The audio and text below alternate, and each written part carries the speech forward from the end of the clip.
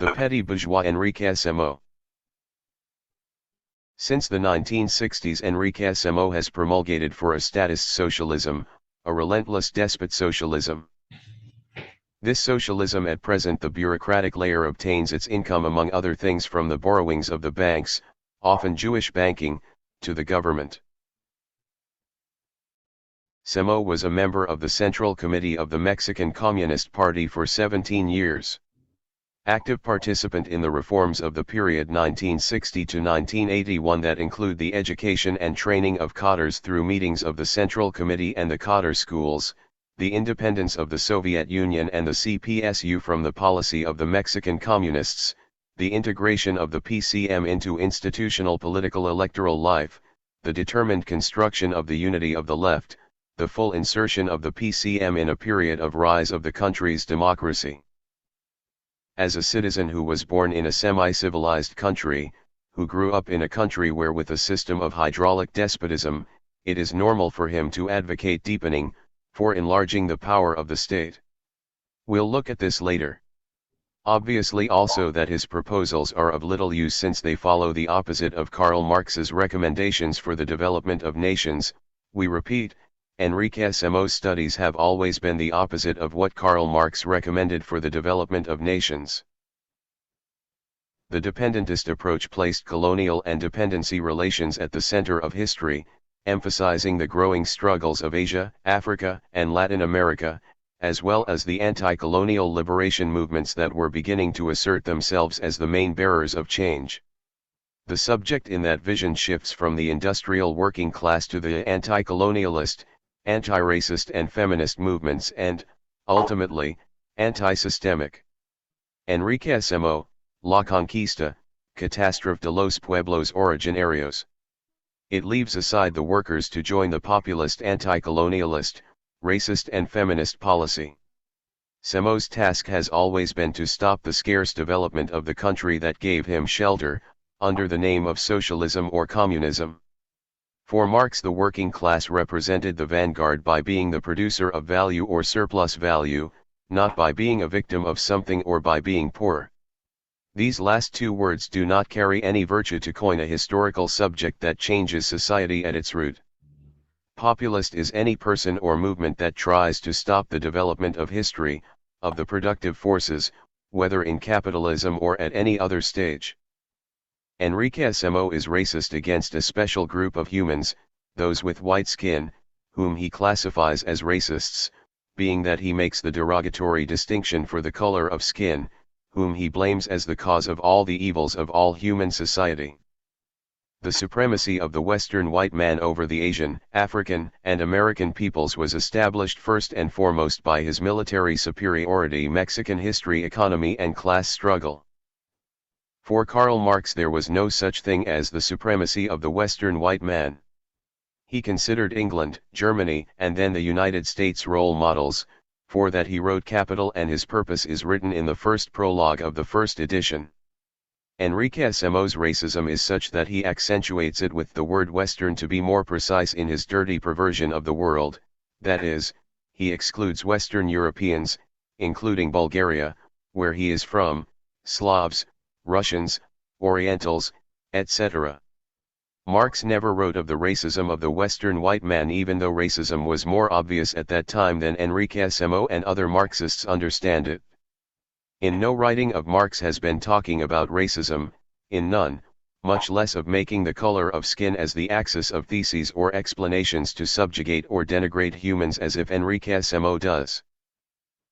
In Mexico, modernity is the transition from the colonial state to the independent national state, from the King of Spain to the Federal Republic, from the rhythm and landscape of the rider to that of the railway, from the cultural domain of the church and scholasticism to the lay world and the sciences, from tax despotism to the peasant mode of production, from the artisanal world, to the industrial world, from the racist contempt of the indigenous, to their assimilationist national integration, from the domination of liberalism and positivism to revolutionary nationalism, from the cult of the French to monumental Mexican muralism.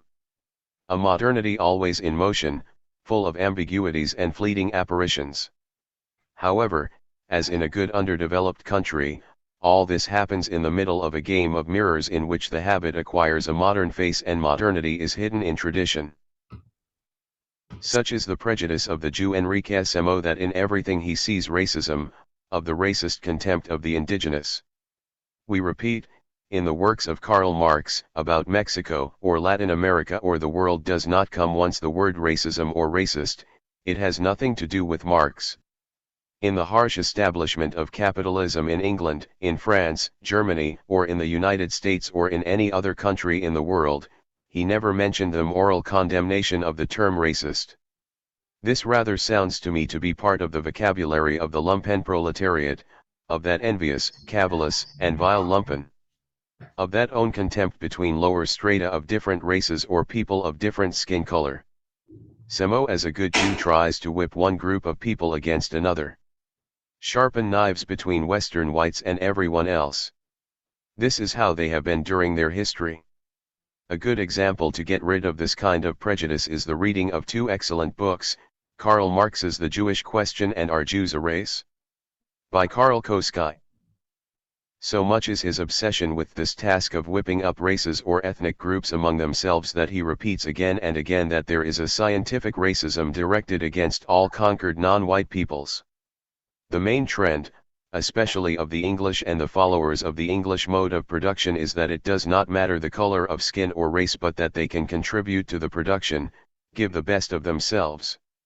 That is why in the United States 330 million people of all races, skin colors are suitable, where in fact the rules, forms of work, of government were established mainly by whites, repeating the successful case of England, but this time in America, and that is what the book Capital by Karl Marx is about, to reproduce the case of England or the United States in the nations. On the eve of the revolution, Mexico is a country invaded by foreign capital. Their sovereignty is conditional, its development follows the guidelines imposed on it by great American and English capital. Mexican history, economy and class struggle. We clarify that foreign capital brought civilization to Mexico, since the Mexicans themselves could not create the capital accumulation necessary to do so.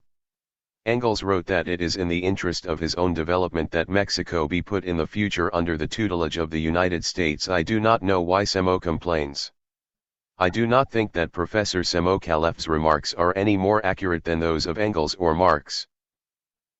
Already in 1966 the Israelite Enrique Semo defines that he will defend those who slow down the development of the productive forces, the small town and any other anti-capitalist or anarchist group such as peasants, shopkeepers, teachers, lumpen proletariats and other layers that he will adhere. Since 1965 in Mexico he has been repeating again and again that big Mexican capital and foreign capital are the enemies of the Mexican people, that is, he does not mention the small capitalists. Today he calls it neoliberalism, it's the same thing. Let's clarify, Karl Marx never opposed the development of capitalism, or never opposed big capital, whatever country it is. Never. If Marx lived today he would never oppose neoliberalism, perhaps a part of them, but only in his policy of reducing the country's population through birth control. But otherwise I would see no objection to the deployment of big foreign capital or the big national capital of a third world country.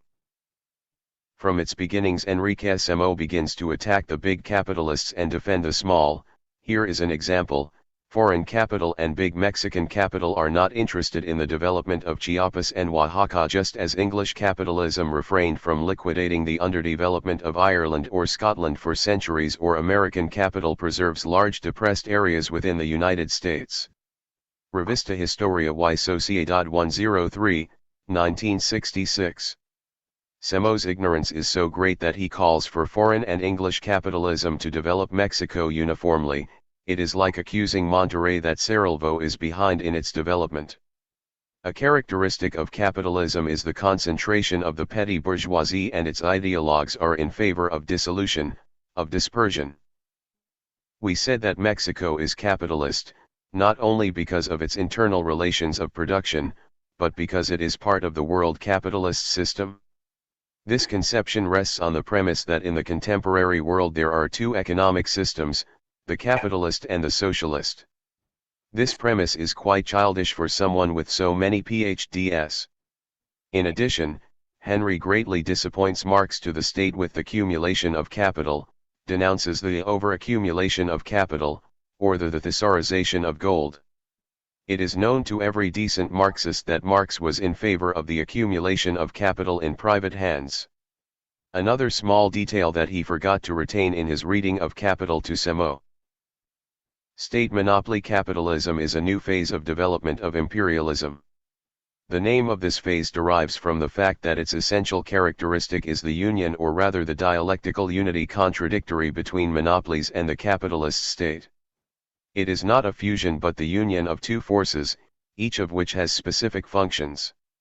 Although ultimately the decisive role remains in the hands of the monopolies, the state becomes a determining factor for their survival and participates decisively in the production, accumulation, and acceleration of the process of monopolization. It only occurs to him to change the word big capital to state monopoly capitalism or imperialism to continue his task of slowing down development.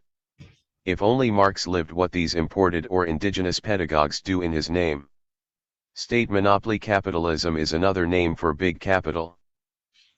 Semo states that in the last 30 years, Mexico, it has undergone an accelerated process of capitalist industrialization. If Marxist theory wants to keep pace with life, it must start from the understanding of this fundamental fact. It is useless to discuss whether this is a proper development or whether it represents the interests of the masses. What contemporary capitalist development responds to the historical interests of the working class? What becomes necessary, today more than ever, is to study the laws of development of Mexican capitalism, its new forms of organization, its perspectives. Only from there can the foundations of a successful revolutionary strategy emerge. Enrique Semo, Mexican History. Economy and Class Struggles. In his distorted little head, Semo says that, despite the fact that he himself opposed development, the accelerated process of capitalist industrialization in Mexico, what must be done is to study the laws of capitalism to make the revolution, which resembles the Pol Potian revolution, petty bourgeois. Mexico is a country rich in revolutionary traditions, and the current struggle for socialism needs a critical examination of the experiences of 1810 to 21, 185 4 to 67, 1910 to 17 and 1935-39. To the series of revolts, rebellions, incessant internal quarrels of the Mexicans, he calls them revolutionary traditions. This I have been hearing all my life. The fact that there are endless internal skirmishes is not synonymous with revolution. Enrique Semo, Mexican History. Economy and Class Struggles. The economist Enrique Semo shows at every step his racism. Believing himself Marxist, points out that, if the behavior between the sectors of society is determined by the attitude of each of them regarding real or supposed physical differences, that behavior can be called a social relationship of races. The color of the skin and, among Spaniards, the place of birth and lineage, decisively influence the hierarchical location of the individual. A complex system of prejudices distinguishes between Spaniards, Indians, blacks, mestizos, and mulattoes resulting from mixtures. In that case, the concept of race as a social construction is no less effective, because it is biologically false, to describe a social stratification. The supremacy of the Western white man over the Asian, African, and American peoples was established first and foremost by his military superiority from the early 15th century, and later by his economic, political and scientific superiority. From them was born the myth of racial supremacy of the white man. Thus, the Spanish and Portuguese conquerors began the tradition of racial discrimination that would be the distinctive sign of imperialism until well into the 20th century. From the capitalist consolidation in the economy and culture arose the idea that Western Europeans and later, the Americans, formed a master race possessing civilization against other races lacking it. According to this, the white race had the mission of bringing civilization to the savages, and for that they were authorized to use the means that were necessary, the white man's burden. Enrique Semo, Mexico, from the old regime to modernity, reform and revolution. The idea of Semo is so despicable, so miserable, expressed in the previous lines, that whites by the mere sense of feeling superior hate other races or groups of color. I call this the lumpinization of the economy. It is not exclusive to Enrique but to broad social strata that have been permeated by the point of view of the lumpe proletariat. The affinities and disdetunments between people of different characteristics is normal that they are grouped by their characteristics. I give as an example the groupings by ethnicities in New York City. This happens spontaneously without any intervention of the government or any capital. If you look at any cafe you will see that Latinos are grouped with Latinos, Asians with Asians. From there, positive and negative synergies are generated between these groups. Semo Khalef does not learn. The defeat of the socialist experiment in the 20th century does not in any way mean the abandonment of the socialist hypothesis. He calls the bloody terror empire of Russian despot socialism an experiment. He never dared to acknowledge the ineffectiveness of those socialists. I also still cannot know if he left Bulgaria in 1942 because they fled to the West, to Western culture and did not take refuge, as Jews in the USSR itself. Russia is closer to Bulgaria than to Mexico. We all know what the Soviets also did to the Jews in the USSR and to the population in general, a democide. Just remember the Holodomor. Currently in Russia there are only 140,000 Jews, while in the horrific ultra-imperialist capitalism, mega counter-exploiter live 6 million Jews. Semo recommends the following: in 2012 it is not necessary to call oneself socialist or communist to raise the ideals that are sheltered under this name. That is, to hide socialist political principles, hypocrisy for the sake of gaining ground. They cannot argue that there is political repression or anything like that, only the shame of what they defended before leads them to hide their ideas. Let's go on, read this paragraph and then comment on it, where Semo wrote that conquest is the initial step in the creation of the first colonial empire in history. Colonialism arises at the same time as capitalism, at the beginning of the 16th century, rather, as an essential part of capitalism from its early stage, and remains in force in the form of dependence, to this day. It is a relationship that is established between the aristocracy and the bourgeoisie of Europe that is in transition to capitalism and pre-capitalist societies in less advanced areas of the world. It responds to the insatiable hunger for surplus value transformable into capital by the nascent bourgeoisie, and to the need for money from the absolutist states for their incessant wars and imperial enterprises. The relationship that is established is one of domination, exploitation, and racism. In the colony a new society emerges in which the majority of Spaniards belong to the ruling class and the Amerindians are the exploited. This is the main theme of this book. It had also produced a splendid culture that was almost 3,000 years old. Colonial racism was initially produced in America between Spaniards, Amerindians, and Africans, and then reproduced in the rest of the colonized world, as the basis of the specificity of the power relations between Europe and the populations of the rest of the world. It is not just about the factual differences that were confronted between the conquerors and the vanquished, example skin color, shape and color of hair and eyes, or clothing, instruments, ideas, and social practices. The explanation is different. With the formation of America a new mental category is established, the idea of race. From the beginning of the conquest, the victors began a historically fundamental discussion for the subsequent relations between Spaniards and Creoles, on the one hand, and the Amerindians, on the other, about whether the Aborigines of America had soul or not, in short, whether or not they had human nature. The papacy's conclusion that Amerindians were indeed human did not change the situation much.